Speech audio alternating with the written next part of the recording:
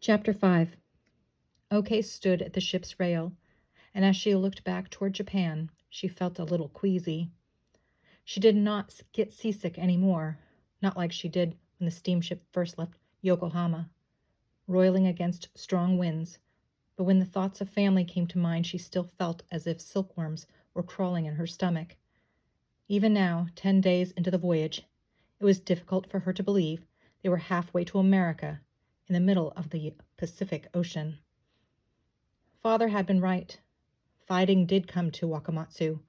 The Aizu samurai fought gallantly and kept the Choshu and Satsuma soldiers at bay for a month until they were finally heavily outnumbered. More than 5,000 people took refuge in the castle, nearly 3,000 of them being samurai. When the imperial forces stormed the castle on the 5th of November, they killed at least 2,000 people. Lord Matsudera surrendered and was escorted away, his fate unknown. As the enemy forces left the castle, they set fire to the town. The dark, bulging smoke clouds could be seen from miles away. Survivors fled to other parts of Japan. The war was over, the town of Wakamatsu destroyed, and a very young Meiji, younger even than Okey, was declared Emperor of Japan. Now 6 months later, Okey was on a steamship headed to America. Okey sighed and tried to put thoughts of home and family behind her as she turned to look at the small group clustered next to her on the foredeck. Herr Schnell was leaning against the rail, a smile on his handsome face as he watched his wife and daughter, each wearing a bright kimono, enjoying a happy moment together. Okey could see pride in his pale blue eyes as he looked at his small family. His wife Jo was so lovely that people often smiled when they looked at her. Her silky black hair was pulled back in the traditional Japanese knot and secured with a jeweled comb. Jo reached down to smooth her daughter's short bobbed hair. Except for the short hair, Frances was a miniature of her mother, but when she smiled, she was her father's daughter. Okey saw Herr Schnell catch Frances's attention. He worried his upper lip until his magnificent mustache quivered, causing his daughter to laugh. Her laughter rippled joyously in the salty air. The happy sounds brought sharp memories of her own father, and she was caught in a moment of remorse. As the distance from Japan increased, so did her sense of loss. She remembered how her father's eyes would always light up when she danced. She wanted to share laughter with him, and most of all, she wanted to hear him call her Okey-chan again. She swallowed the large lump in her throat that was threatening to explode and instead forced herself to be calm. The weather was warm today, with intermittent winds. The ocean appeared to be no different than it had been for the last 10 days. Water and sky, that was the view every day, except during sunrise and sunset, and then the sun would amaze them. It would send out a wide array of red and gold colors that would splay out across the horizon. Okey and Frances watched the beautiful display every night.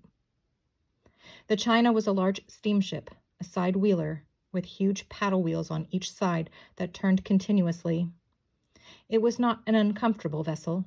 The top deck, the spar deck, had a walking path that ran the entire length of the ship. No matter if the weather was warm or cold, passengers were on that deck. Okey felt as though she had already walked from Yokohama to San Francisco twice. She loved the feel of the wind on her face and the friendliness of other passengers. Frances was not lacking for playmates. There was another family in a nearby cabin with several children. Frances and her doll, each dressed in kimono, shared many tea parties with these children. Meals were held in the dining saloon on their deck, the main deck. During meals, Herr Schnell talked about the ship and how it ran on coal that made steam to keep the paddle wheels turning. The ship was one of 4 wooden-hulled ships built by the Pacific Mail Steamship Company to carry mail from China to Japan to America and back again on a regular schedule. The China was fairly new, less than 3 years old, and she was kept spotlessly clean. There were sails on the ships, but they were kept furled for these trips. Herr Schnell spent a great deal of time with the other gentlemen in the smoking room on the spar deck. As soon as the ship's captain sent out the announcement, "Smoking lamp is lit," Herr Schnell would go to the large room to smoke his pipe and visit with other gentlemen passengers and the captain. Smoking was not allowed anywhere else because the threat of fire was extremely high, especially when lamp fuel or cooking fuel was being carried around the ship. The China had left Yokohama on the 1st of May. Okay had followed Herr Schnell and his family up the gangplank and into the large social hall on the spar deck, where passengers received their cabin assignments. The Schnell family and Okay were in the first-class section, one deck below, on the main deck. There were 30 cabins on the main deck, 15 cabins on each side of the aft end with a dining saloon running down the middle. Others from the Wakamatsu colony group were assigned to cabins on this deck or on the steerage deck, one deck below. The forward section of the steerage deck was for steerage passengers. Herr Schnell said there were more than 1,000 Chinese in steerage and many people from other countries too. The Chinese, by preference, had their own galley with their food prepared by a Chinese cook.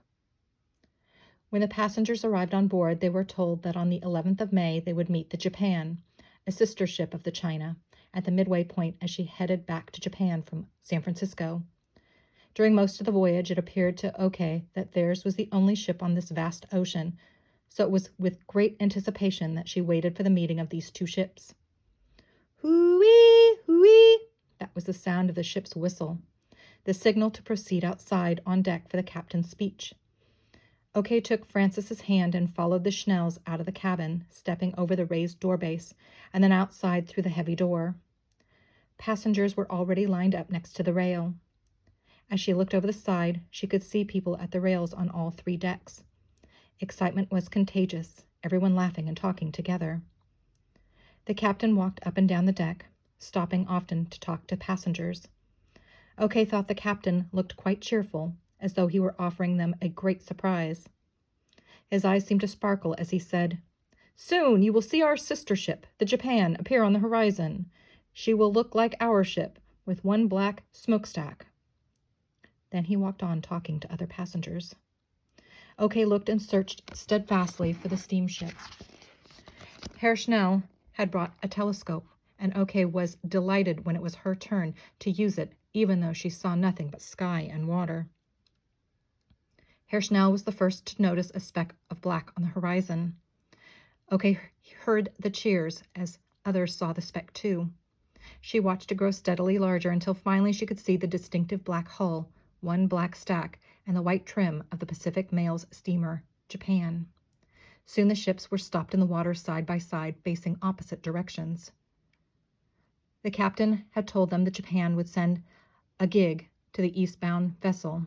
It was always westbound to eastbound. The ships would exchange mail and news. Some of the China passengers had written letters to send back to Yokohama. Okay had not. She felt pangs of sadness as she saw the large leather pouch, strapped and buckled, filled with letters, ready to be transferred to the other ship. Included in the packet was a letter from Herr Schnell, probably to his brother Edward. Okay watched, spellbound, as a gig carrying a group of sailors and swaying slightly was extended out from the Japan on a huge wooden beam and lowered into the water. Oars at the ready. As soon as the small boat landed in the water, the crew rowed steadily toward the China. Without warning, the wind whipped through the space between the two ships, and the gig tilted. Okay watched in horror, not believing the boat would stay afloat. It tipped up and down dangerously in the violent waves, and it seemed like an eternity before the wind receded.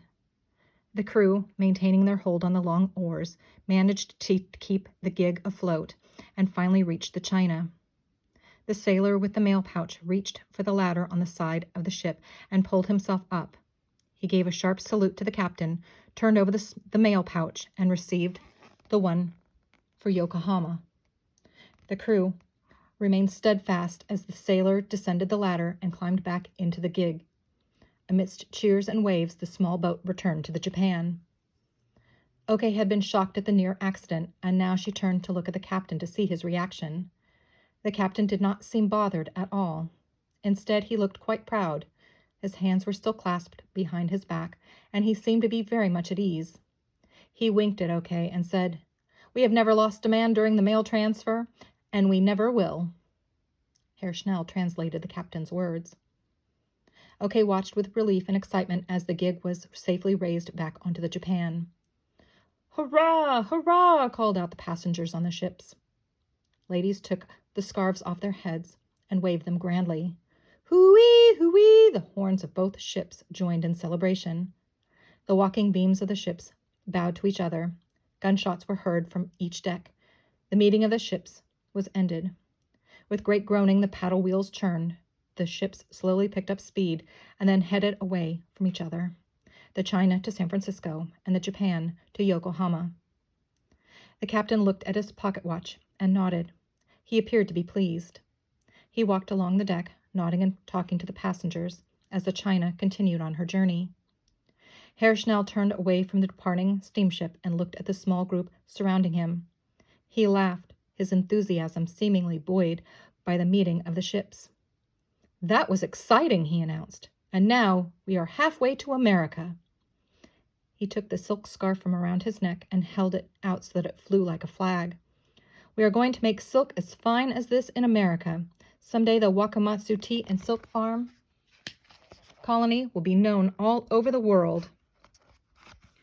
Smiling, Mrs. Schnell said to her husband, "Your dream is good, Johnson. My father was right. You have the courage of a samurai and the heart of an adventurer. It would give him great pleasure to see you now." Okey glanced at Matsu, who was standing next to Herr Schnell. Matsu never raised his voice. He was not as tall as Herr Schnell, but he stood so straight that he looked tall. His eyes could be as piercing as a sword. He always looked balanced and ready to move quickly if necessary. Right now those piercing, ebony eyes turned toward Okey, as though he sensed her eyes upon him, and they sparkled as he looked at her. "I wonder if he will always see me as a little girl," she thought, "always bothering him when he was with my brother." She had not been a child for a long time. She was 17 years old now. She had already traveled hundreds of miles by foot and by ship, and even though she had not fought, she had survived a war. Okey looked away from Matsu so he could not see her into her eyes. Outwardly, she was composed and pleasant, a proper Japanese nanny. Inwardly, in spite of her brave thoughts, she was sad and lonely. Watching the Schnell family reminded her of what she would never have again, her own family together, her mother smoothing her hair, her father making her laugh. It would embarrass her if Matsu could see her pain. She wanted him to see only her strength. Okey looked instead at the couple standing next to Matsu, the highly respected doctor and his wife. "Takano Oko-san is tall for a Japanese lady, and she is different in other ways, too," she thought. "She does not walk behind Takano-san like most wives do. She walks beside him, and they talk together. She is a kind lady." The doctor's wife smiled at her, and Okey smiled shyly in return. Okey brought her eyes back to Herr Schnell and thought of the importance of his mission. She, Okey Ito, was part of this special group, and yes, they would start a new colony in America, and they would even name it after their hometown, Wakamatsu.